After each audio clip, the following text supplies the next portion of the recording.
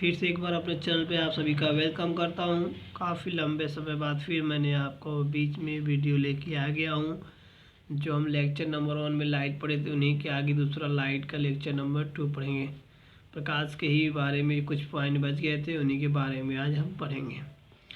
तो आज के बाद जो टॉपिक था गोलीय दर्पण से संबंधित कुछ परिभाषाएँ हैं। आपका एक कॉन्वेक्स मिरर है, एक कॉनकेव मिरर है, ठीक है।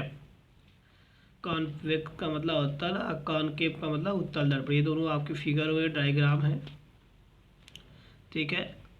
आपका ये क्या है, मुख्य अक्ष है, सी है, आर है, M1 M2 क्या है, मास है, ठीक है, पॉइंट पी है, ठीक है, ये फोर्स है, ठीक है। ये सब आज उनके सारे डायग्राम के डिफिनीशन के बारे में पढ़ेंगे। तो पहला हमारा डिफिनीशन क्या है, सेंटर ऑफ कर्वेचर। वक्रता केंद्र किसे कहते हैं, वक्रता केंद्र, सेंटर ऑफ कर्वेचर, जिसे हम व्यक्त किसे करते हैं, सी से, ठीक है। उस गोले के केंद्र को जिसका कि दर्पण एक भाग है, दर्पण का क्या कहलाता है, वक्रता केंद्र कहलाता है। दूसरा फिगर क्या है, दूसरा डिफिनीशन, रेडियस ऑफ कर्वेचर, वक्रता त्रिज्या। इसको हम डिनोट करते हैं आर से। उस गोले की त्रिज्या को जिसका कि दर्पण एक भाग, दर्पण की वक्रता त्रिज्या कहलाता है, ठीक है। भाग है उसे हम क्या कहते हैं, दर्पण की एक त्रिज्या वक्रता त्रिज्या कहते हैं, ठीक है, वक्रता त्रिज्या कहते हैं। अगला एक पोल, कैपिटल पी से इसको क्या कहते हैं, डिनोट करते हैं, पोल मतलब ध्रुव। दर्पण के परावर्तक तल के मध्य बिंदु को हम क्या कहते हैं, दर्पण का ध्रुव कहते हैं, ठीक है। ये आपका तीसरा पॉइंट। चौथा पॉइंट क्या है, मुख्य अक्ष, प्रिंसिपल एक्सेस, ए बी रेखाखंड जैसे डिनोटेड हो गया। दर्पण के ध्रुव तथा वक्रता केंद्र को मिलाने वाली रेखा को दर्पण की मुख्य अक्ष कहते हैं, ठीक है। अगला पॉइंट, एपर्चर ऑफ मिरर, दर्पण का द्वारक, M1 M2। दर्पण के परावर्तक तल के व्यास को हम क्या कहते हैं, दर्पण का द्वारक कहते हैं। अगली पॉइंट, मुख्य फोकस, प्रिंसिपल फोकस, दर्पण की मुख्य अक्ष के समांतर आने वाली प्रकाश की किरणें दर्पण से परावर्तन के पश्चात मुख्य अक्ष के जिस बिंदु पर या तो वास्तव में मिलती हैं या मिलती हुई प्रतीत होती हैं उसे दर्पण का मुख्य फोकस कहते हैं। जैसे डायग्राम से देख लीजिए आप, ये क्या है, उत्तल दर्पण है, और ये आपका क्या है, उत्तल दर्पण है। ये आपके डायग्राम है, इसको ध्यान से देख लीजिएगा, डायग्राम हर बार पूछता है, ठीक है।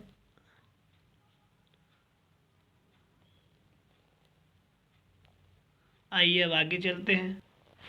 गोलीय दर्पण में मुख्य अक्ष के समांतर चलने वाली प्रकाश की किरणें परावर्तन के पश्चात मुख्य अक्ष के जिस बिंदु पर मिलती है वह अवतल दर्पण अथवा मुख्य अक्ष के जिस बिंदु से आती हुई प्रतीत होती है उसे उत्तल दर्पण, वह बिंदु मुख्य फोकस कहलाता है। अगला पॉइंट, फोकस दूरी, फोकल लेंथ, दर्पण के ध्रुव से मुख्य फोकस तक की दूरी को हित कहते हैं, दर्पण का मुख्य फोकस दूरी कहते हैं। दर्पण के ध्रुव से मुख्य फोकस तक की दूरी को दर्पण की फोकस दूरी कहते हैं। अगला फोकस तल, फोकल लेंथ, प्लेन वह तल है जो मुख्य फोकस में से होकर जाता है तथा मुख्य अक्ष के लंबरूप होता है, फोकस तल हो गया।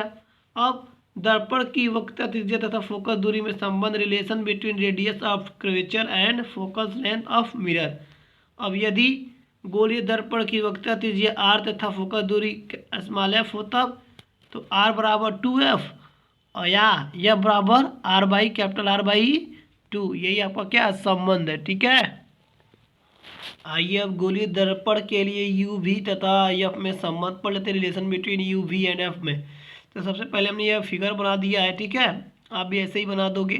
फिर एफ मान लिया दूरी है, आर मान लिया कैपिटल वी यू है, तो क्या समकोण, क्या समकोण सी ओ डी तथा सी कैपिटल आई आई समरूप है, ठीक है। तो O dash upon I dash equal to C O upon C I. Equation number हमने इसको 1 मान लिया। पुनः समकोणिक कैपिटल एफ आई आई तथा समकोण एफ एन ए समरूप है, तो ए एन बटे I dash equal to F N upon F I, परंतु ए एन बराबर ओ डैश, ठीक है। तो फिर इसलिए O dash upon I dash बराबर f N upon F i. Question number 2, समीकरण और 1 और 2 से, तो सी ओ अपान सी आई आ गया upon f N upon F i आ गया। यदि बिंदु ए ध्रुव पी के अति समीप हो तब एफ एन बराबर एफ पी। तो इसलिए C O upon C I f p upon F i. तो फिर क्या करेंगे हम, फिर या कर सकते हैं P O minus P C, फिर P C minus P I upon हो गया, या P upon P I upon P I minus P F. किंतु पी ओ बराबर माइनस यू मान लिया, पी सी बराबर माइनस आर मान लिया, पी आई बराबर माइनस वी मान लिया, पी ए बराबर स्मॉल माइनस एफ मान लिया। अतः small u minus small u plus R capital R upon minus capital R plus small v equal to minus small f upon minus बटे minus small b plus small f. फिर ऐसे ही small u plus R को कोष्टक में बंद कर लिया, फिर ऐसे ही कोष्टक में माइनस वी प्लस एफ को कोष्टक में बंद कर लिया इक्वल टू माइनस एफ कोष्टक में capital minus R plus small v को कोष्ट बंद। फिर क्या कर दिया मैंने, small u small v minus small u f small f minus capital R small v plus capital R small f equal to small f capital R minus small f small v. मेरे equation को क्या किया, खोल दिया, open कर दिया। या small u f plus capital R small v minus small f small v equal to small u small v. तो कैपिटल आर बराबर सो इसलिए बराबर 2f।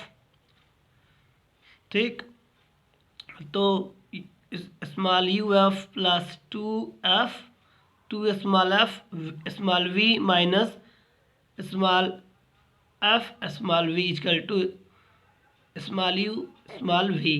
तो u small f plus small f small v equal to equal small u small v. दोनों पक्षों का you V F से भाग देने पर small u small v small f से भाग देने पर इक्वेशन क्या गया है, 1 v plus 1 u equal to 1 f. यही आपका क्या हो गया, फार्मूला हो गया। अब क्या है, रेखीय आवर्धन लीनियर मैग्निफिकेशन क्या होता है, मैग्निफिसिएशन गोलीय दर्पण द्वारा बने प्रतिबिंब की लंबाई तथा वस्तु की लंबाई के अनुपात को रेखीय आवर्धन कहते हैं। इसमें स्मॉल एम से प्रदर्शित करते हैं, स्मॉल एम बराबर कैपिटल आई अपान कैपिटल ओ। इसको घेर दिया मैंने। यदि दर्पण के ध्रुव से वस्तु की दूरी स्मॉल यू तथा प्रतिबिंब की दूरी स्मॉल वी हो तब रेखीय आवर्धन स्मॉल एम बराबर minus small b upon small u. यह सूत्र उत्तल तथा दर्पण के लिए यदि वस्तु की लंबाई y1 तथा प्रतिबिंब की लंबाई y2 है तब रेखीय आवर्धन बराबर m बराबर minus y2 upon minus 1। Note में, यदि आवर्धन m का मान 1 से बड़ा है तब प्रतिबिंब की लंबाई वस्तु की लंबाई से अधिक होगी, और यदि आवर्धन स्मॉल m का मान 1 से कम है तब प्रतिबिंब की लंबाई वस्तु की लंबाई से हमेशा कम होगी। आज के लिए बस इतना ही। इन्हीं बातों से ये आपका जो एक्सरसाइज है लाइट ये ख़त्म हो गया है, और जल्दी एक नए वीडियो के साथ आप लोग के साथ फिर से जुड़ने का प्रयास करूँगा। तब तक के लिए आप सभी का मेरे तरफ से धन्यवाद।